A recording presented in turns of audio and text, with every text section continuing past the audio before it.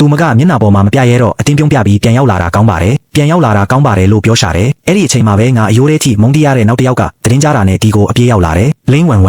မ်ရှောင်းချင်းမင်ကလူအုပ်ကြီးတဲကနေတိုးထွက်ပြီးငါစီကိုမြင်မြန်လျှောက်လာတယ်ငါရဲ့ပုံပန်းတွင်ပြင်ကိုသူတေချာလဲမြင်လိုက်ရတော့သူ့မျက်လုံးထဲကအန်အောမင်တက်သွားတာတွေနဲ့နောင်တရနေတဲ့အရေးအယောင်တွေကိုဖုံးကွယ်လို့မရတော့ဘူးအဲ့ဒီတုန်းကမျက်နှာပေးဆုပ်ဆုပ်နဲ့နှီးကွေးလေးကန်စွာဟင်းချက်နေခဲ့တဲ့ကောင်မလေးကအခုလိုမျိုးလှပဝေစားလာလိမ့်မယ်လို့သူလုံးဝထင်မထားခဲ့ပုံပဲသူ့ရဲ့ပူလောင်နေတဲ့အကြည့်တွေကြောင့်ငါမှပြုတ်အန်ချင်စိတ်တောင်ပေါက်လာတယ်ရွှန်စီကငါနေလို့မကောင်းဖြစ်သွားတာကိုချက်ချင်းသတိထားမိသွားပြီးငါကားကိုဖတ်ထားတဲ့သူ့လက်ကပို့ပြီးတင်းကျပ်သွားတယ်ငါ့ကိုသူ့ရင်ခွင်ထဲပို့ပြီးနက်နက်ရှိုင်းဆွဲသွင်းလိုက်ပြီးခေါင်းမော့ကအနဲ့ရောင်တန်းနေတဲ့အနီရောင်မျက်လုံးတွေနဲ့ရှောင်းချင်းမင်ကိုအေးဆက်ဆက်စိုက်ကြည့်လိုက်တယ်တက်ဖြတ်ခြင်းနဲ့အငွေ့တက်တွေကလေးထုထဲမှာချက်ချင်းပြန့်နှံ့သွားတယ်ရှောင်းချင်းမင်ကရွန်စီရဲ့အကြည့်ခံလိုက်ရတော့ကြောက်လန့်သွားပြီးအလိုအလျောက်နောက်ဆုတ်သွားတယ်အဲ့ဒီတော့မှသူကငါဘေးမှာနောက်ထပ်လူတစ်ယောက်ရက်နေတာကိုသတိထားမိသွားတယ်ယုံနိုင်စရာမရှိတော့အောင်ချောမောပြီးဆွဲဆောင်မှုရှိလုံးနဲ့ဒီလူငယ်ကိုကြည့်ပြီးဒီလူကလို့သူကမျက်မှောင်ကျုပ်ပြီးမေးတယ်ကျမယောက်ျားလေရွန်စီလို့ငါကထပ်ပြောလိုက်ပြီးစူအီအေကိုစင်ခေါ်တဲ့အကြည့်နဲ့ကြည့်လိုက်တယ်တေးချတာပေါ့စူအီအေရဲ့မျက်နှာကပိုပြီးပြည့်ရင်းသွားတယ်ရှောင်းချင်းမင်ရဲ့မျက်နှာကလည်းတင်းမာသွားတယ်ရွန်စီရဲ့ရင်ခွင်ထဲမိနေတဲ့ငိုက်ကိုသူကြည့်နေတဲ့မျက်လုံးထဲမှာရှုပ်ထွေးတဲ့ခံစားချက်တွေပေါ်လွင်နေတယ်စူအီအေကငိုက်ကိုစွန်ပြီးအုပ်ကြီးတဲ့တွန်းချတာကိုခွင့်ပြုပေးခဲ့တဲ့သူကသူကိုယ်တိုင်ဆိုတာကိုသူမေ့သွားတဲ့ပုံပဲဝမ်ငါနောက်လိုက်ခဲ့ငါမင်းနဲ့ပြောစရာရှိတယ်ရှောင်းချင်းမင်ကညှင်းဆန်ခွင့်မပေးတဲ့လေတံနဲ့ပြောပြီးငါ့ကိုဆွဲဖို့လက်လန်းလာတယ်သူ့လက်ကငါ့ကိုမထိရသေးခင်မှာပဲဖြူဖြော့ပြီးအေးဆက်နေတဲ့နောက်လက်တစ်ဖက်ကလမ်းခုလက်မှာဝင်ထားလိုက်တယ်။ရွန်စီကရှောင်းချင်းမင်ရဲ့လက်ကောက်ဝတ်ကိုစုပ်ကင်ထားပြီးတဖြည်းဖြည်းအားထည့်လာတယ်။ရှောင်းချင်းမင်ရဲ့မျက်နှာကချက်ချင်းကိုပြတ်သွားပြီးသူ့နဖူးကနေချွေးစေးတွေစိမ့်ထွက်လာတယ်။သူကရွန်စီကိုဒေါသတကြီးနဲ့အံ့အားသင့်စွာကြည့်နေတယ်။မင်းလက်ကိုဖယ်ဆန်းရွန်စီကစကားသုံးခုံးပဲပြောလိုက်တယ်။သူ့အတန်ကနင်းတွေထက်တောင်အေးဆက်နေသေးတယ်။ဘေးနားကစစ်သားတွေကဒီမြင်ကွင်းကိုမြင်တော့အမြန်လာဝိုင်းကြပြီးသားတွေလက်နက်တွေကိုထုတ်ကာရွန်စီဘက်ကိုချိန်ရလိုက်ကြတယ်။တခင်လေးကိုလွတ်ပေးစမ်းလေးထုကချက်ချင်းတင်းမာသွားတယ်။ရွန်စီရဲ့မျက်လုံးတွေထဲမှာရန်သူလိုသဘောထားတဲ့အရေးအယောင်တွေအပြည့်ပါပဲ။စူအီအေကအဲ့ဒါကိုမြင်တော့ရင်ကျေးဟန်ဆောင်ပြီးကြားဝင်ဖြန့်ဖြေပေးတယ်။ကိုချင်းမင်ထားလိုက်ပါဝမ်လဲခုမှပြန်ရောက်လာတာသူတို့နေဖို့ထိုင်ဖို့တေချာလေးအရင်စီစဉ်ပေးလိုက်ကြရအောင်ပလိပခကခိတခဏဖိနှိပ်ခံလိုက်ရတယ်ငါတို့ကစူအီအေရဲ့စီစဉ်ပေးမှုအောက်မှာစခန်းထဲကခလန်းလန်းမှာရှိတဲ့ခြံဝင်းငယ်လေးတစ်ခုတည်းကိုပြောင်းရှင်းနေထိုင်ခဲ့ကြတယ်အဲ့ဒီညမှာပဲရှောင်းချင်းမင်ကတကားဝကိုရောက်လာတယ်သူကအစေခံတွေကိုအပြင်ထွက်သွားခိုင်းလိုက်ပြီးငါရှိမှသူတယောက်တည်းလာရက်နေတယ်သူကငါ့ကိုနာကျင်မှုတွေအပြည့်ပါတဲ့မျက်လုံးတွေနဲ့ကြည့်ပြီးဝမ်မင်းပြောင်းလဲသွားပြီးအရင်ကမင်းဒီလိုမျိုးမဟုတ်ခဲ့ပါဘူးလို့ပြောတယ်ငါရဲတောင်ရဲချင်သွားတယ်ငါကအရင်ကဘယ်လိုမျိုးဖြစ်ခဲ့လို့လဲခွေးတကောင်လိုရှင်းနောက်ကိုတကောက်လိုက်ပြီးခိုင်းစေသမျှလှုပ်ပေးခဲ့တယ်နောက်ဆုံးတော့ရှင်တို့ရဲ့ရရက်ဆက်တုံးထုတ်တာကိုခံလိုက်ရပြီးလောကကြီးတဲ့စွန့်ပစ်ခံခဲ့ရတာလေရှောင်းချင်းမင်ရဲ့မျက်နှာကတောင်တင်းသွားတယ်အဲ့ဒီနောက်မှာတော့အချစ်တွေပြည့်နေနေတဲ့ဟန်ပန်မျိုးကိုပြန်ဖမ်းလိုက်ပြီးဝမ်မင်းငိုက်ကိုစိတ်ဆိုးနေတော့မဲဆိုတာငါသိပါတယ်အဲ့ဒီနေ့ကဖြစ်ခဲ့တဲ့ကိစ္စကမတော်တဆပါငါလည်းအကြက်ကင်ခံခဲ့ရလို့ပါလို့သူကရှင်းပြဖို့ကြိုးစားတယ်စူအီအေကနေရာလို့ဖန်တီးနိုင်တဲ့စွမ်းအားရှင်လေစခန်းအတွက်အရန်အရေးပါတယ်ဒါကြောင့်ကျွန်မလို့မိမွေးရတဲ့အစီခံကောင်မလေးကိုစတေးလိုက်တာကတင်းတော်တဲ့ကိစ္စပဲမဟုတ်ဘူးလားငါကလောင်ပြောင်တဲ့လေတံနဲ့ပြန်ဖြေလိုက်တယ်ငါအဲ့ဒီလိုသဘောပြောတာမဟုတ်ပါဘူးရှောင်းချင်းမင်ကစတင်ပြရာခတ်လာတယ်ဝမ်ငါပြောတာကိုနားထောင်ပါဦးငါမင်းကိုစိတ်မကောင်းဖြစ်အောင်လုပ်ခဲ့မိတယ်ဆိုတာငါသိပါတယ်မင်းဟိုလူနဲ့ဘယ်ကလာမှမသိတဲ့အဲ့ဒီယောက်ျားနဲ့လမ်းခွဲလိုက်ရုံပါပဲပြီးရင်ငါစီပြန်လာခဲ့ပါငါမင်းကိုကောင်းကောင်းပြန်လျော်ကြေးပေးမယ်လို့ကတိပေးပါတယ်နောင်ကြရင်ငါမင်းကိုငါရဲ့မယားငယ်အဖြစ်ထားပေးနိုင်ပါတယ်သူကအရန်ကိုယုံကြည်မှုရှိရှိနဲ့ပြောလိုက်တာကျမကိုမယားငယ်အဖြစ်ထားပေးတာကပဲကျမအတွက်ကြီးမားတဲ့ဂုဏ်သိက္ခာတစ်ခုဆူချလိုက်တယ်လို့မျိုးပေါ့နောက်ဆုံးတော့ငါအောင်မထားနိုင်တော့ပဲရဲချလိုက်မိတယ်ရှောင်းချင်းမင်ရှင်ယူနေတာလားဦးနောက်ကိုစုံပြီးကြိုက်စားသွားတာလားငါကမျက်ထောင်ကမျက်ရည်တွေကိုတုပ်လိုက်ပြီးတလုံးချင်းတကြောင်ချင်းပြောလိုက်တယ်ရှင်နဲ့ရှင်ရဲ့စိတ်ဆက်ထားတဲ့မိမကအခုချိန်မှာငါမျက်လုံးထဲမှာအမိုက်လောက်တောင်တန်ဖိုးမရှိဘူးရှောင်းချင်းမင်ရဲ့မျက်နှာကချက်ချင်းကိုစိမ့်ပုတ်သွားတယ်သူ့ကိုငါဒီလိုမျိုးပြန်ခံပြောတာကိုသူတခါမှမကြုံဘူးလို့နေမှာပေါ့လင်းဝမ်မျက်နှာပေးထားတာကိုအရှက်မရှိတာမျိုးမလုံးနဲ့သူကဒေါသထွက်ပြီးမျက်နှာတွေနီးရဲလာကငိုက်ကိုရိုက်ဖို့လက်တောင်ညှောက်လိုက်တယ်ဒါပေမဲ့နောက်ဆုံးမှာတော့သူ့လက်ဝါးကြီးကအောက်ကိုကျမလာနိုင်ခဲ့ဘူးဖြူဖြော့ပြီးအေးဆက်နေတဲ့လက်တစ်ဖက်ကတန်ညက်ကြီးတစ်ခုလိုသူ့လေပင်ကိုတင်းတင်းကြပ်ကြပ်ညှစ်ထားပြီးလုံးဝလုံးမရအောင်ဖမ်းထားကသူ့ကိုတကိုယ်လုံးမြောက်တင်လိုက်တယ်ရွန်စီကဘယ်ချိန်ကလေးကတိတ်တဆိတ်ရောက်နေမှမသိပဲရှောင်းချင်းမင်ရဲ့နောက်ကျောမှာပေါ်လာတယ်သူ့ရဲ့အနဲ့ရောင်တန်းနေတဲ့အနီရောင်မျက်လုံးတွေကအမောင်ထဲမှာလောင်ကျွမ်းနေတဲ့တစီမီတောက်တွေလိုပါပဲဘယ်ကနေရောက်လာတာလဲသူကသူ့ခြေထောက်တွေလေမြောက်တက်သွားတာကိုငုံကြည့်နေတဲ့ရှောင်းချင်းမင်ကအသက်လူပြီးရုန်းကန်နေတယ်ရွန်စီကခေါင်းကိုနည်းနည်းဆောင်းလိုက်ပြီးအပြစ်ကင်းစင်တဲ့လေတံမျိုးနဲ့ဒါပေမဲ့ရက်ဆက်စွာပဲငါမိမကိုတောင်ထိရဲသေးတယ်ပေါ့လို့ပြောလိုက်တယ်ရှောင်းချင်းမင်ဟာလေထဲမှာမြောက်ခံထားရပြီးသူ့လေပင်ကိုအဲ့ဒီလက်ကြီးကတင်းကျပ်စွာညှစ်ထားတယ်သူ့မျက်နှာကဝက်အသေးလိုနီးရဲနေပြီးခြေထောက်နှစ်ဖက်ကလည်းဖရိုဖျဲလှုပ်ရှားနေတယ်သူ့လေချောင်းထဲကနေအသက်ရှူကျက်တဲ့အတန်တွေထွက်ပေါ်လာတယ်လူအများရှိမှဒီလိုလေပင်ညှစ်ခံလိုက်ရတဲ့ကိစ္စကအယုံဦးစခန်းတစ်ခုလုံးကိုပြန့်နှံ့သွားခဲ့တယ်နောက်နေ့ကျတော့စခန်းရဲ့အလဲပဟိုမှာလူတွေကြိတ်တိုးစီကားနေတယ်စူအီအေကနောက်တစ်ကြိမ်ရိတ်ခါဝေပေးနေတာလေသူမကအမြင့်စင်မြင့်ပေါ်မှာရက်နေပြီးတန်ရှင်းတဲ့စကတ်ဝတ်စုံကိုဝတ်ဆင်ထားတယ်မျက်နှာပေါ်မှာတနာကျင်နာမှုတွေပြည့်နေနေတဲ့အမူအရာနဲ့အတူသူမကိုယ်တိုင်အရေးကျဲဆံပြုတ်တွေကိုဝေငှပေးနေတယ်လူရိတ်တောင်ဟက်နေတဲ့ဆံပြုတ်ကိုပေါ့ကျေးဇူးတင်ပါတယ်နတ်သမီးလေးကတကယ်ကိုအသက်ရှင်နေတဲ့ဖះလောင်းပါပဲအသက်ရှင်ကြံရစ်သူတွေကကျေးဇူးတင်စွာနဲ့သူမကိုယိုရိုတေတေရှိခိုးဦးချနေကြတယ်အဲ့ဒီအချိန်မှာပဲအသားကင်ရဲ့မွေးပြက်တဲ့ရနန်းကဘာအရေးအယောင်မှမရှိပဲလွင့်ပြန်လာတယ်အနက်လေးရလိုက်ုံနဲ့တင်ပိုက်စာနေတဲ့လူတွေကိုတွားရည်ကြစေတယ်လူတိုင်းလှုပ်ရှားမှုတွေရပ်တန့်သွားပြီး လူတိုင်းကတပြိုင်နက်တည်းလှည့်ကြည့်လိုက်ကြတယ်လူတိုင်းကတပြိုင်နက်တည်းလှည့်ကြည့်လိုက်ကြတော့ခြံဝင်းရဲ့တစ်ဖက်မှာငါနဲ့ယွန်စီကဘယ်ချိန်ကလေးကအကင်မီးဘိုကိုတက်ဆင်ထားလိုက်မှမသိဘူးမီးဘိုပေါ်မှာအသားတုံးကြီးတတုံးကိုกินနေတယ်အသားကရွှေဝါရောင်တောက်လောင်နေပြီးစီတွေစိမ့်ကြနေတယ်ငါကကြက်နေပြီးဖြစ်တဲ့အသားကင်ကိုလီးပြီးယွန်စီစီကိုကန်ပေးနေတယ်ယွန်စီကတလုံးမြည်ကြည့်လိုက်ပြီးခေါင်းကြီးပြတော့ငါလဲကျင်းနဲ့စွာပြုံးလိုက်တယ်ငါကိုယ်တိုင်လဲတတုံးယူပြီးပစက်ထဲထည့်လိုက်တယ်ပတ်ဝန်းကျင်ကအသက်ရှင်ကျန်ရစ်သူတွေကအန်အောမင်တက်စွာနဲ့ကြည့်နေကြတယ်ကဘာပြက်ကက်ခေမှာလူများပြားဟာတစ်မြစ်တွေတစ်ခေါက်တွေကိုတောင်စားဘူးကြတယ်ဒါပေမဲ့ဒီလိုရွှေရောင်ဝင်းပြီးစီတွေစိမ့်ထွက်နေတဲ့အသားကင်နဲ့ရှင်လိုက်တော့သူတို့လက်ထဲကစံပြုတ်ကချက်ချင်းပဲမမွေးတော့ဘူးအမြင့်စင်မြင့်ပေါ်ကစူအီအေရဲ့မျက်နှာကစိမ့်ပုတ်သွားတယ်သူမကငိုက်ကိုမီးတွေပန်းထွက်တော့မလို့အကြည့်မျိုးနဲ့စိုက်ကြည့်နေတယ်သူမရဲ့အကြည့်ကိုငါခံစားမိတော့ခေါင်းမော့လိုက်ပြီးလက်ထဲကအသားကင်ကိုသူမစီမြောက်ပြကအပြစ်ကင်းတဲ့အပြုံးလေးနဲ့ပြုံးပြလိုက်တယ်မီးကြည့်ချင်သေးလားကျမယောက်ရားကအမဲလိုက်တာအရန်တော်တယ်လေဒါကအစ်စ်မြင့်မျိုးပြီးစပြောင်းတက်တော်ရဲ့အသားဆိုတော့ခွန်အားဖြစ်စေတဲ့အစားအစာကောင်းပဲငါအတန်ကအရန်မကျဲပေမဲ့တိတ်ဆိတ်နေတဲ့ဒီကွင်းပြင်ကြီးထဲမှာတော့လူတိုင်းရှင်းရှင်းလင်းလင်းကြားရဖို့လုံလောက်ပါတယ်အစ်စ်မြင့်မျိုးပြီးစပြောင်းတက်တော်ဆိုတာကိုကြားလိုက်ရတော့လူအုပ်ကြီးတွေကနေအံ့အားသင့်ပြီးလေဘူးတွေရှူသွင်းလိုက်တဲ့အတန်ထွက်ပေါ်လာတယ်လူတိုင်းရဲ့အကြည့်တွေကငါဘေးနားကယောက်ျားစီကိုချက်ချင်းရောက်သွားတယ်တယောက်တည်းနဲ့အစင်းမြင့်မျိုးပြီးစပြောင်းတတဝါကိုတက်ဖြတ်နိုင်တဲ့မဟုတ်ဆိုယွန်စီကိုကြည့်နေတဲ့လူတွေရဲ့အကြည့်တွေက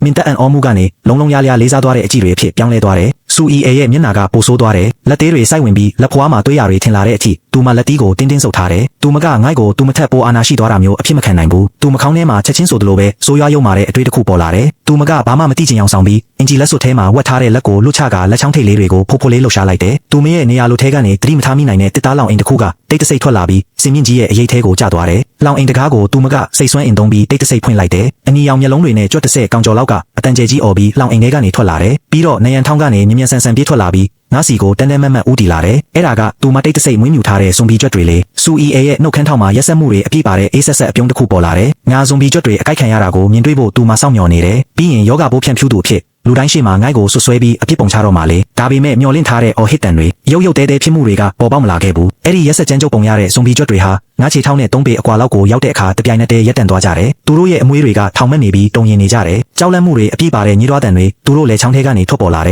ယ်အဲ့ဒီနောက်မှာတော့လူတိုင်းရဲ့မြင်သက်နေတဲ့အကြည့်တွေရှိမှသူတို့ကနောက်လှည့်ပြီးမြေပြင်ပေါ်ကိုတပြိုင်နက်တည်းတွားကငါဘေးနားက UNCC ကိုဥတီသွားကြတယ်လုံးဝအညံ့ခံလက်နက်ချတဲ့ဟန်ပန်မျိုးနဲ့ပါကွင်းပြင်ကြီးတစ်ခုလုံးလူသူကင်းမဲ့နေသလိုတိတ်ဆိတ်သွားတယ်စူအီအေရဲ့မျက်နှာပေါ်ကအပြုံးကြီးကတောင်ခဲသွားတယ်ဘာဖြစ်တာလဲအဲ့ဒီကြွက်တွေကဇွန်ဘီကြွက်တွေမဟုတ်ဘူးလားသူတို့ဘာဖြစ်သွားတာလဲကြည့်ရတာကြောက်နေတဲ့ပုံပဲအသက်ရှင်ကျန်ရစ်သူတွေကအချင်းချင်းတီးတိုးပြောဆိုနေကြတယ်သူတို့ကငိုက်ကိုတန်တဲ့တွေနားမလည်မှုတွေအပြည့်ပါတဲ့မျက်လုံးတွေနဲ့ကြည့်နေကြတယ်အဲ့ဒီအချိန်မှာပဲအကြောက်လွန်ပြီးတတိလို့နေတဲ့ဇွန်ဘီကြွက်တစ်ကောင်ကကစီကလျာပြေးထွက်သွားတယ်စံပြုတ်တန်းစီနေတဲ့လူတစ်ယောက်ရဲ့ခြေချင်းဝတ်ကိုတွားကိုက်လိုက်တယ်အဲ့ဒီလူကနာကျင်စွာအော်ဟစ်ပြီးမြေပြင်ပေါ်ကိုလဲကျသွားတယ်အကိုက်ခံရတဲ့နေရာကချက်ချင်းကိုအမဲရောင်ပြောင်းသွားတယ်လူအုပ်ကြီးကချက်ချင်းပဲဖရိုဖျဲထွက်ပြေးကြတော့တယ်ဇွန်ဘီကြွက်လူကိုကိုက်နေပြီးအမြန်ပြေးကြရုပ်ရုပ်တဲတဲဖြစ်နေတဲ့ကြားထဲမှာစူအီအေကအခွင့်အရေးကိုရှာတွေ့သွားတယ်သူမကငိုက်ကိုချက်ချင်းလက်ညှိုးထိုးပြီးအကွဲနေတဲ့အတန်ကြီးနဲ့អော်လိုက်တယ်သူပဲလင်းဝင်ဝင်ပဲဒီဇွန်ဘီချက်တွေကိုသူခေါ်လာတာသူကငါတို့အားလုံးကိုတက်ချင်နေတာဒီဇွန်ဘီချက်တွေကိုသူခေါ်လာတာသူကငါတို့အားလုံးကိုတက်ချင်နေတာသူမရဲ့မျက်နှာကဒေါသတွေပြည့်နေပြီးအလွန်ကောင်းမွန်တဲ့တရုပ်ဆောင်ချက်ပါပဲကြောက်လန့်နေကြတဲ့အသက်ရှင်ကျန်ရစ်သူအားလုံးကတန်တရားတွေကြောက်ရွံ့မှုတွေအပြည့်ပါတဲ့မျက်လုံးတွေနဲ့ငိုက်ကိုကြည့်လာကြတယ်ငါလဲထိတ်လန့်နေတဲ့ပုံစံနဲ့လက်တွေခြေတွေကစီကလျာဖြစ်ပြီး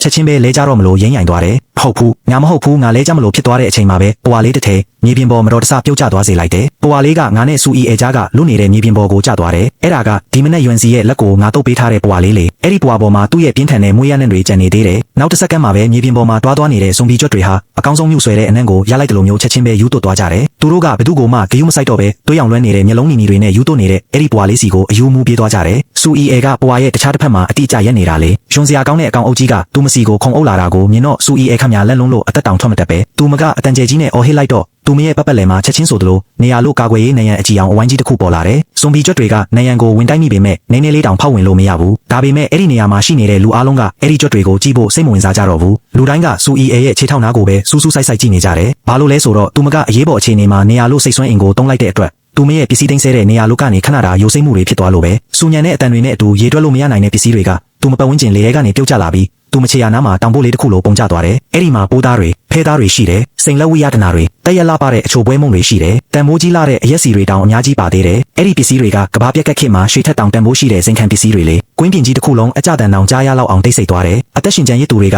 သူတို့လက်ထဲကမန်လိုတောင်အရေးဟန်နေတဲ့အရေးကျဲကျဲဆန်ပြုတ်ကိုတလက်စူအီအေရဲ့ခြေထောက်နားကစိန်ခံပစ္စည်းပုံကြီးကိုတလက်ကြည့်နေကြတယ်။သူတို့မျက်နှာပေါ်ကလေးစားမှုတွေကျေးဇူးတင်မှုတွေကတဖြည်းဖြည်းမင်းမိန်ပြောက်ကွယ်သွားပြီးတန်တဲတွေမိကုန်းထုံးမှုတွေနဲ့ဖိနှိပ်ထားလို့မရနိုင်တဲ့ဒေါသတွေနဲ့အစားထိုးဝင်ရောက်လာတယ်။ စူအီအေကိုတိုင်လည်းလေထုရဲ့ပြောင်းလဲသွားမှုကိုခန်းစားလိုက်ရတယ်။သူမှတကိုယ်လုံးတောင့်တင်းသွားပြီးသူမရဲ့ခြေထောက်နာကိုငုံကြည့်လိုက်တယ်။ဒီပစ္စည်းတွေကသူမရဲ့ရှိုးဝတ်ထားတဲ့ပျော်ရွှင်မှုတွေဖြစ်ရမှာလေ။သူမှမျက်နှာပေါ်ကသွေးရောင်တွေချက်ချင်းဆုပ်ယုပ်သွားတယ်။လူတစ်ယောက်ကသူ့လက်ထဲကအရေးကျဲကျဲဆံပြုတ်ကိုတိတ်တဆိတ်အောက်ချလိုက်တယ်။မြေပြင်ပေါ်ကကြက်ပေါင်ကင်ကိုသူကြည့်လိုက်ပြီးစူအီအေကိုနောက်တစ်ကြိမ်လှမ်းကြည့်လိုက်တယ်။ပြင်းပြတဲ့လေးစားမှုတွေပြည်နေတဲ့အကြည့်တွေကနေအေးဆက်ပြီးခန်းစားချက်ကင်းမဲ့တဲ့အကြည့်တွေအဖြစ်တဖြည်းဖြည်းပြောင်းလဲသွားတယ်။နတ်သမီးလေးကပစ္စည်းတွေအရန်ရှားပါနေပြီလို့ပြောထားတာမဟုတ်ဘူးလား။ဘသူကတိုးတိုးလေးမေးလိုက်မှမသိဘူး။အဲ့ဒီမိကုန်းကမိဘွားလေးတပွင့်လိုပဲလူတိုင်းရဲ့ရင်ထဲကထင်းချောက်တွေကိုချက်ချင်းမိတောက်သွားစေတယ်။ဟုတ်တယ်လေငါတို့ကတစ်ခေါက်တွေကိုကိုက်စားစံပြုတ်ရီကိုတောက်ပြီးသူ့ကိုကျေးဇူးတင်နေကြတာ။ဒါပေမဲ့သူကတော့ပုံွယ်ပြီးကောင်းကောင်းစားကောင်းကောင်းနေရွှေတွေငွေတွေဝတ်ဆင်ထားတာကိုစူအီအဲလဲကြက်တေတေသွားတယ်။မြေပြင်ပေါ်မှာပြန့်ကျဲနေတဲ့ပစ္စည်းတွေနဲ့ပတ်ဝန်းကျင်ကအသက်ရှင်ကျန်ရစ်သူတွေရဲ့ရုပ်တရက်ပြောင်းလဲသွားတဲ့အကြည့်တွေကိုသူမှကြည့်နေမိတယ်။မျက်နှာပေါ်မှာသွေးရောင်ဆိုလို့တစ်စက်မှမရှိတော့ဘူး။ပြီးဆုံးသွားပြီးသူမရဲ့နတ်သမီးလေးဆိုတဲ့ပုံရိပ်ကအခုတော့အစိတ်စိတ်အမွာမွာကွဲကြေသွားခဲ့ပြီးနတ်သမီးလေးအရေးကျဲကျဲဆံပြုတ်ကိုအောက်ချလိုက်တဲ့လူကထပ်ပြောလာပြန်တယ်။သူ့အတန်ကမကျဲပေမဲ့လေးလံတဲ့တန်တူကြီးတစ်လက်နဲ့ပြင်းပြင်းထန်ထန်ထုချလိုက်တယ်လို့ပဲလူတိုင်းရဲ့ရင်ဘတ်ထဲကိုရိုက်ခတ်သွားတယ်။ဒါကခင်ဗျားပြောတဲ့ခက်ခဲတဲ့အချိန်ကာလမှာအတူတကောပူပေါင်းကြမယ်ဆိုတာလား။ကျမကလေးလေးအသားလက်လက်ဆက်ဆက်မစားရတာလောက်ဝက်နီးပါးလောက်ရှိနေပြီ။အသားလက်လက်ဆက်ဆက်အရသာမမြင်ရတာကြာလာပြီးကလေးချီထားတဲ့အမေတယောက်က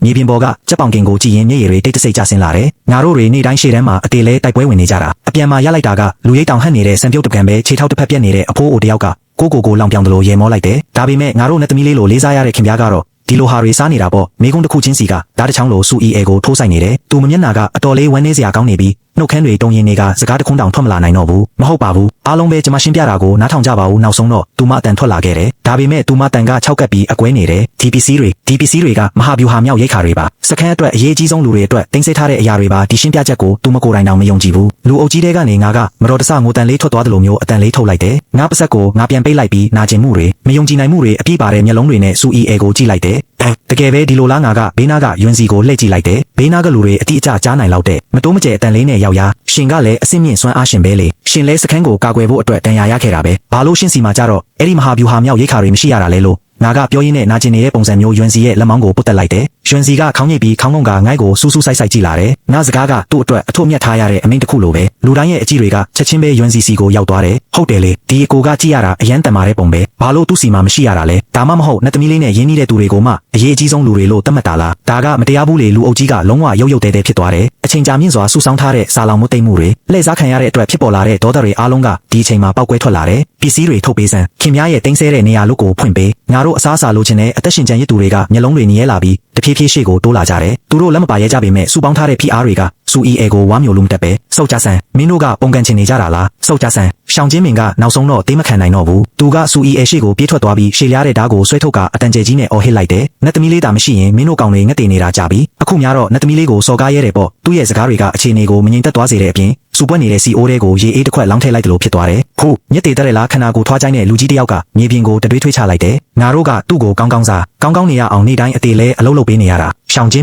မင်းကလည်းသူ့လူပဲမဟုတ်လားဟုတ်တယ်သူတို့အားလုံးတစ်ကြိတ်တည်းတညံသေးတွေပဲရှောင်းချင်းမင်းရဲ့မျက်နှာကအယုတ်ဆိုးအကြီးတန်းစွာနဲ့ပြောင်းလဲသွားတယ်သူကိုယ်တိုင်အခြေအနေကိုမထိန်သိမ်းနိုင်တဲ့အပြင်သူပါအဆွဲချခံလိုက်ရမယ်လို့သူမထင်ထားခဲ့ဘူးသူကငိုက်ကိုရက်ဆက်တဲ့အကြည့်တွေနဲ့လှမ်းကြည့်တယ်ယွန်စီကသူ့ရဲ့ရန်လိုမှုတွေကိုခံစားမိသွားပြီးငါလက်ကိုနည်းနည်းပိုတင်းကျပ်စွာဆုပ်ကင်လိုက်တယ်အနဲ့ရောင်တန်းနေတဲ့အနီရောင်မျက်လုံးတွေနဲ့ရှောင်းချင်းမင်ကိုအေးဆက်စွာစိုက်ကြည့်လိုက်တယ်အဲ့ဒီအကြည့်တစ်ချက်နဲ့တင်ရှောင်းချင်းမင်ခမ်းများမိုးကြိုးပြခံလိုက်ရတယ်လို့တကိုယ်လုံးတောင်းတင်းသွားပြီးဓာတ်ကင်ထားတဲ့လက်တွေစတင်တုံရင်လာတယ်သူကတခုခုစင်ကျင်တုံတရားမဲ့တဲ့အလုံးလုံးလိုက်မိတာနဲ့သူ့ရှေ့မှာရှိတဲ့လူကသူ့လေဘင်းကိုလိန်ချိုးပစ်ဖို့ဝင်လေးနေမှာမဟုတ်ဘူးဆိုတာသူကောင်းကောင်းသိတယ်ငါကယွန်စီရဲ့ရင်ခွင်ထဲကနေကြောက်လန့်တကြားနဲ့ခေါင်းလေးတစ်ဖြည်းဖြည်းပြူထွက်လာပြီးလူများကြီးရဲ့ဖိအားပေးမှုကိုခံနေရတဲ့စူအီအေကိုကြည့်လိုက်တယ်စူအီအေကစက်တိုက်နောက်ဆုတ်နေတယ်ငါကစိုးရိမ်ပူပန်နေတဲ့မျက်နှာပေးနဲ့ဟန်ဆောင်လိုက်ပြီးလူတိုင်းကအယမ်းစာလောင်နေကြလို့ပါအမလဲပစ္စည်းတွေကိုအားလုံးအတွက်ခွဲဝေပေးလိုက်ပါတော့မဟုတ်ရင်သူတို့ကအကျိုးအကြောင်းမသိတဲ့ကိစ္စတစ်ခုခုလုံးမိသွားမှာကျမကြောက်လို့ပါငါရဲ့တတိပေးစကားကကူလာအုပ်ကိုလဲကျသွားစေတဲ့နောက်ဆုံးကောက်ရိုးတမြင်ဖြစ်သွားတယ်ဒီနေ့တာပစ္စည်းတွေကိုမထုတ်ပေးရင်နတ်သမီးလေးဆိုတဲ့သူမရဲ့နေရာကိုဆက်ပြီးရယူထားနိုင်မှာမဟုတ်တော့သလိုဒေါသထွက်နေတဲ့ပြည်သူတွေကသူမကိုအစိမ့်လိုက်ဆွဲဖြဲပြကြလိမ့်မယ်ဆိုတာစူအီအေသိလိုက်တယ်သူမကငိုက်ကိုမုန်းတီးတဲ့အကြည့်တွေနဲ့ကြည့်တယ်ရှောင်းချင်းမင်းရဲ့တောင်းပန်လို့မတက်ဖြစ်နေတဲ့အကြည့်တွေအောက်မှာသူမကအရှက်တကွဲနဲ့မျက်စိမိတ်လိုက်ပြီးလက်ကိုမြောက်လိုက်တယ်နေရာလို့တုံခါမှုကနောက်တစ်ကြိမ်ဖြစ်ပေါ်လာပြီး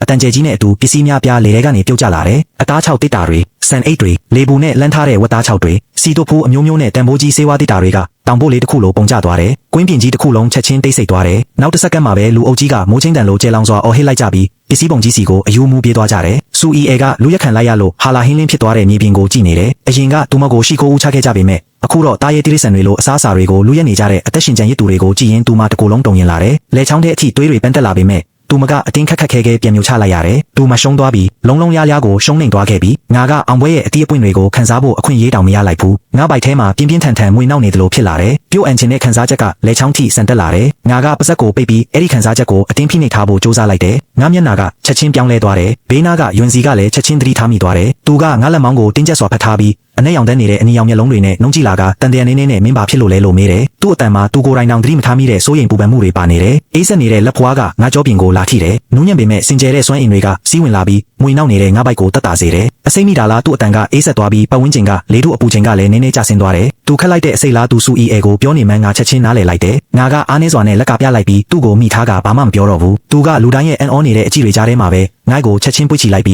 းငါတို့ရဲ့ခြံဝင်းလေးစီကိုအမြန်ပြန်လျှောက်သွားတယ်အဲ့ဒီညကစခန်းထဲကတူးတဲသောဘိုးဘေးတွေကနန်းတွင်သမားတော်ဖြစ်ခဲ့တယ်လို့ပြောတဲ့သမားတော်အိုကြီးတယောက်ကိုယွန်စီကပင့်ခေါ်လာတယ်သမားတော်အိုကြီးကလမ်းတစ်လျှောက်လုံးတုံရင်လာတာပဲယွန်စီရဲ့အေးဆက်ဆက်မျက်နှာကိုမြင်တော့ဒုက္ခများပိုတောင်လန့်ပြီးအသက်ထွက်မတက်ဖြစ်သွားတယ်တခင်မလေးခန့်ကလေးသမားတော်အိုကြီးကတုံရင်နဲ့ငါသွေးခုံလုံးကိုအချိန်တော်ကြာဆန်းသက်တယ်သူ့မျက်နှာကထိတ်လန့်နေမှုကနေတဖြည်းဖြည်းမြင့်တက်အံ့ဩမှုအဖြစ်ပြောင်းသွားပြီးနောက်ဆုံးမှာတော့တရေတပတ်မြင်လိုက်ရတယ်လို့မယုံကြည်နိုင်ဖြစ်သွားတယ်သူကမြေပြင်ပေါ်ကိုဒုက္ခနဲ့ဒူးထောက်ချလိုက်ပြီးဂုံယူပါတယ်ဒီတခင်မလေးကကိုဝင်ရှိနေတဲ့သွေးခုံလုံးပါဒါကဝမ်းသာစရာသတင်းပါပဲတဲ့ခြံဝင်းလေးကတိတ်ဆိတ်သွားတယ်ငါလဲကြောင်အန်းဖြစ်သွားပြီးယွန်စီလဲရက်တန်သွားတယ်ဝမ်းသာစရာသတင်းသူကဒီထူးဆန်းတဲ့စကားလုံးကိုထပ်ရွတ်လိုက်တယ်တောက်ပတဲ့အနီရောင်မျက်လုံးတွေထဲမှာနားမလည်မှုတွေပြည့်နှက်နေတယ်အဲ့ဒါကတခင်မလေးကိုဝင်ရှိနေပြီးတခင်ကြီးကအဖေဖြစ်တော့မယ်လို့ပြောတာပါတမားတော်အိုကြီးကစက်တုံဖြူထောင်းတယ်လို့အချိန်ခေါင်းနဲ့မြေကြီးနဲ့စောင့်ပြီးရှိခိုးတယ်ဖေယွန်စီရဲ့အကြည့်တွေကတမားတော်အိုကြီးစီကနေတနေရာကိုတဖြည်းဖြည်းရွေ့လျားသွားပြီးပြားချက်နေတဲ့ငါးပိုက်လေးစီရောက်လာတယ်အချိန်ကြာကြီးအေးခဲနေခဲ့တဲ့မျက်လုံးတွေထဲမှာချော်ရီပူတွေပြစ်ထည့်လိုက်တယ်လို့မျိုးချက်ချင်းပောက်ကွဲထွက်လာတယ်ငါအရင်ကတခါမှမမြင်ဖူးတဲ့ခန်းစားချက်တွေလှုပ်ရှားသွားပြီးအယူမူဝမ်းသာပျော်ရွှင်မှုတွေနဲ့ဘာလို့ရမှန်းမသိဖြစ်နေတဲ့အရေးအယောင်တွေရောရှက်နေတယ်သူကလေးရတော့မယ်ငါနဲ့သူ့ရဲ့ကလေးလေးအဲ့ဒီနေ့ကစပြီးယွန်စီကယူသွတ်သွားတော့တာပဲသူကအေးဆက်ဆက်စွန်ပြီးပြင်မဟုတ်တော့ဘူးပြီးဆုံးတဲ့ယောက်ျားကောင်းတစ်ယောက်နဲ့သားသမီးကိုအယူမူချစ်တဲ့အဖေတစ်ယောက်ဖြစ်လာတယ်ငါအချင်းတွေစားချင်တယ်လို့ညဘက်မှာငါကစနောက်ပြီးပြောလိုက်ရုံလေးပါနောက်နေ့ကျတော့စခန်းရဲ့အပြင်ဘက်မှာရှိတဲ့အစင်းမြင့်စွန်ပြီးအားလုံးကစွန်ဘီအေဂရိစီကနေအမြင့်ဆုံးအမင်းကိုရရှိသွားကြတယ်။ဒါကြောင့်အယုံဦးစခန်းကအသက်ရှင်ကျန်ရစ်သူတွေဟာအရင်ကသူတို့ကိုအသေးလဲကြောက်လန့်စေခဲ့တဲ့အဲ့ဒီစွန်ဘီတွေကတတိထားပြီးတန်းစီနေကြတာကိုမြင်သက်စွာကြည့်နေကြရတယ်။သူတို့ကဘယ်ရီဒီတွေဟေဇယ်နဲ့တကြားသီးမျိုးစုံကိုကင်ဆောင်ပြီးငါတို့ခြံဝင်းတကားဝကိုယိုရိုတေတေလာဖို့ကြတယ်။ပြီးတော့မြေကြီးပေါ်မှာမှောက်လျက်ဝတ်နေပြီးခေါင်းတောင်မမော့ရဲကြဘူး။စခန်းတစ်ခုလုံးက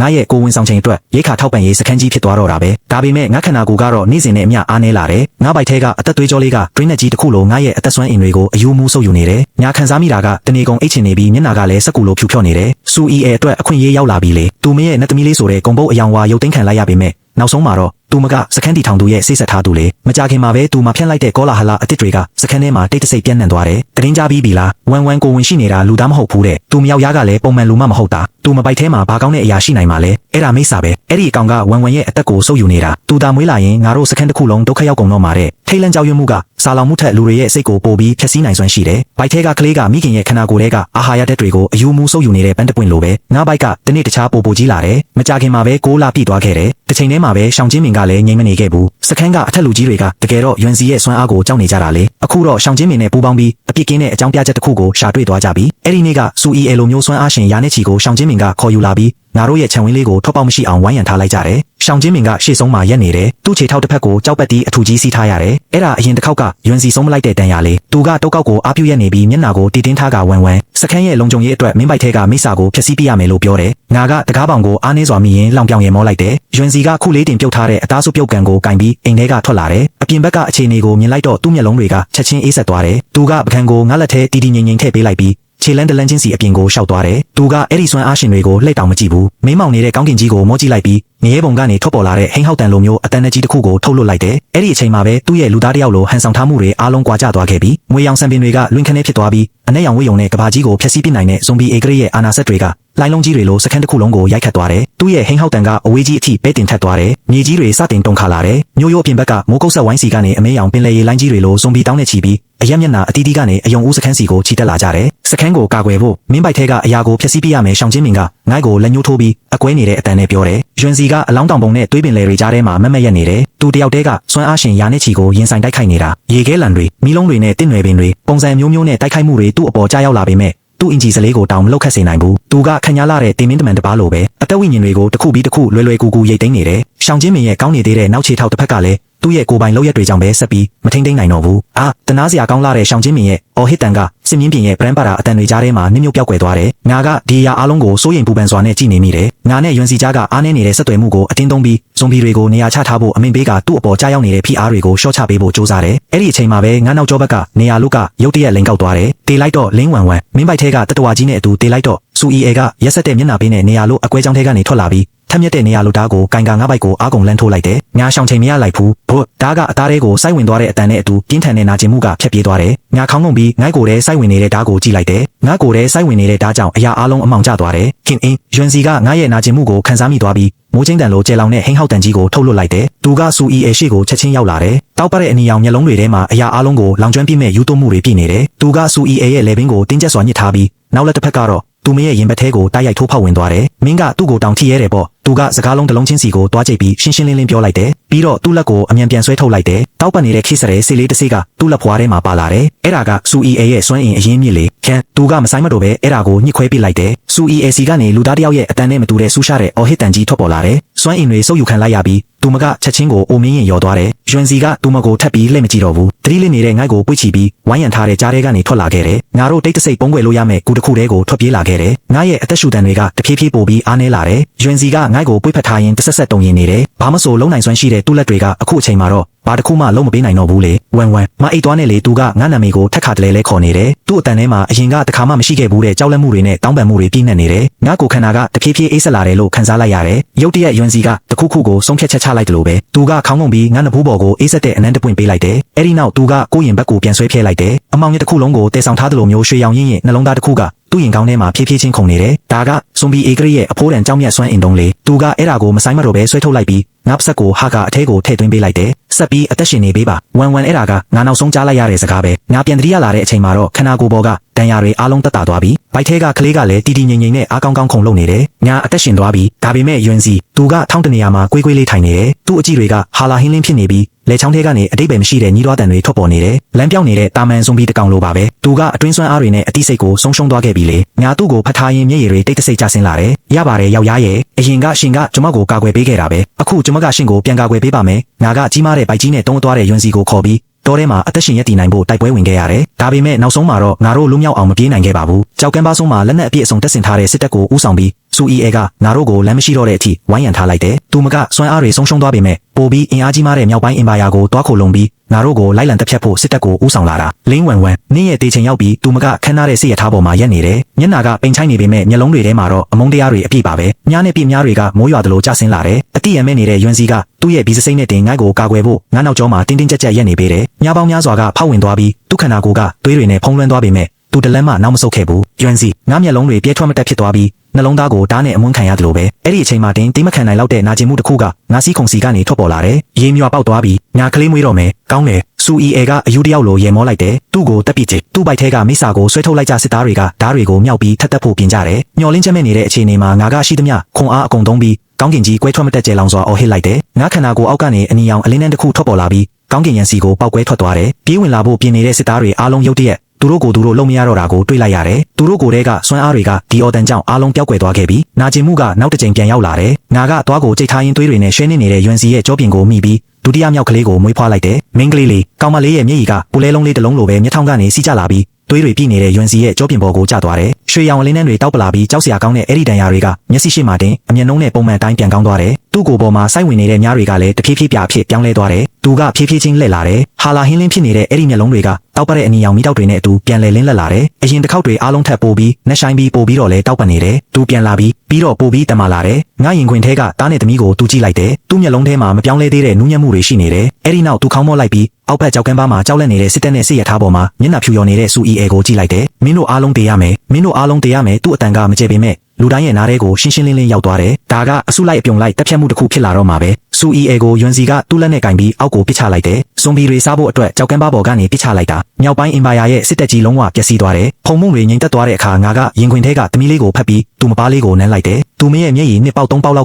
လမ်းလျှောက်လာတဲ့ဇွန်ဘီတစ်ကောင်ပေါ်မတော်တဆသွားကြတယ်အဲ့ဒီဇွန်ဘီကနာကျင်စွာအော်ဟစ်ပြီးမြေပြင်ပေါ်လဲကျသွားကခဏလောက်အဆက်မပြတ်တက်နေတယ်အဲ့ဒီနောက်တော့သူ့ခန္ဓာကိုယ်ပေါ်ကအကွက်တွေပျောက်ကွယ်သွားပြီးဖြူရော်နေတဲ့အသားရည်ကသွေးရောင်တွေပြန်လဲရရှိလာတယ်နောက်ကြည့်နေတဲ့မျက်လုံးတွေကလည်းအသက်ဝင်လာတယ်သူလူသားအဖြစ်ပြန်ပြောင်းသွားပြီးငါကရင်ခွင်ထဲကတားနဲ့သမီးကိုကြည့်လိုက်ပြီး ဘေးနားကယွန်စီကိုလည်းပူလောင်တဲ့အကြည့်တွေနဲ့ကြည့်လိုက်တယ်ရဲရင်နဲ့အစီအစဉ်တစ်ခုငါတို့စီမှာစတင်ပုံဖော်လာတယ်ငါတို့ဆက်ပြီးထွက်ပြေးပုံရှောင်မနေတော့ဘူးမြောက်ဘက်ကိုခီးဆက်မယ်ပြီးမှတ်ကဇွန်ဘီဘိုင်းယက်ဖန်တီးသူတွေရှိတဲ့ပထမမျိုးဆက်မြောက်ပိုင်းအင်ပါယာပဲငါတို့မိသားစု၄ယောက်ကပြန်ဘက်ကင်းတဲ့စစ်တပ်တစ်ခုလေတားလေးရဲ့ငိုတန်တန်နဲ့တင်မြို့တစ်မြို့ရဲ့ကာကွယ်ရေးစနစ်တွေချက်ချင်းပြိုလဲသွားစေတယ်သမီးလေးရဲ့မျက်ရည်တပေါက်တဲနဲ့တင်ဇွန်ဘီထောင်တောင်းချီပြီးလူသားအဖြစ်ပြန်လဲပြောင်းလဲသွားစေတယ်ကုသပျောက်ကင်းသွားတဲ့လူသားတွေကပိုများလာပြီးငါတို့ရဲ့တက်ထဲကိုဝင်ရောက်လာကငိုက်ကိုကယ်တင်ရှင်ဘရင်မအဖြစ်ချီးကျူးမြောက်စားကြတယ်ငါတို့တက်ကမြောက်ပိုင်းအင်ပါယာရဲ့မြို့တော်ကိုရောက်ရှိသွားတဲ့အခါအင်ပါယာရဲ့နောက်ွယ်ကကျိုးကင်သူကနောက်ဆုံးတော့ထွက်လာခဲ့တယ်ဇွန်ဘီဘိုင်းယက်ဆိုတာသူထာဝရအသက်ရှင်ဖို့အတွက်ဖန်တီးယာကနေကြာရှုံးသွားတဲ့တန်ခိုးစွမ်းအင်စေးတစ်မျိုးပါလို့ဝန်ခံတယ်။ရွှင်စီကသူ့ကိုအခွင့်အရေးလုံးဝမပေးခဲ့ဘူး။နောက်ဆုံးမှာတော့အမြွာလေးတွေရဲ့စွမ်းအားကိုသုံးပြီးနိုင်ငံတော်ဝန်လုံးမှာအားဖြည့်မိုးတွေရွာသွန်းစေလိုက်တယ်။မိုးရွာတဲ့နေရာတိုင်းမှာဘိုင်းယက်တွေတန့်စင်သွားပြီးအရာအလုံးပြန်လဲရှင်တန်လာတယ်။ကဘာပြက်ကက်ကြီးပြီးဆုံးသွားပြီးအပြက်အစည်းတွေပေါ်မှာမင်းဆက်တစ်ခုကိုတီထောင်လိုက်တယ်။ငါကမြင့်မားတဲ့ရာဇပလင်ပေါ်မှာထိုင်နေပြီးရင်ခွင်ထဲမှာတော့စကားစပြောလာတဲ့ငကားနဲ့ဖီးနဲ့ရောကြားလေးနဲ့မိန်းကလေးအမြွာလေးကိုဖတ်ထားတယ်။ရွှင်စီကအနက်ရောင်တက်တက်ဘရင်ဝတ်စုံကိုဝတ်ဆင်ထားပြီးလေကားထစ်တွေကိုတစ်ထစ်ချင်းတက်လာတယ်။သူကငါဘေးမှာလာမထိုင်ဘူး။လူအများကြီးရှေ့မှာပဲသူကဒူးတစ်ဖက်ထောက်ချလိုက်ပြီးငါလက်ကိုကင်လိုက်တယ်။ပြီးတော့လေးလေးနက်နက်အနမ်းတပွင့်ပေးလိုက်တယ်။ကျွန်တော်ရဲ့ဘရင်မငါကပြုံးလိုက်ပြီးသူ့နှုတ်ခမ်းကိုနမ်းဖို့ကိုင်းညွတ်လိုက်တယ်။သူ့နှုတ်ခမ်းကအေးဆက်နေပေမဲ့ငါ့ကိုတော့စိတ်အေးချမ်းမှုတွေပေးစွမ်းနိုင်တယ်။ပြတင်းပေါက်အပြင်ဘက်မှာတော့ပြန်လဲမွေးဖွားလာတဲ့တိုင်းပြည်နဲ့တောင်တန်းပေါင်းထောင်တောင်းချီရှိနေလေရဲ့ Happy Ending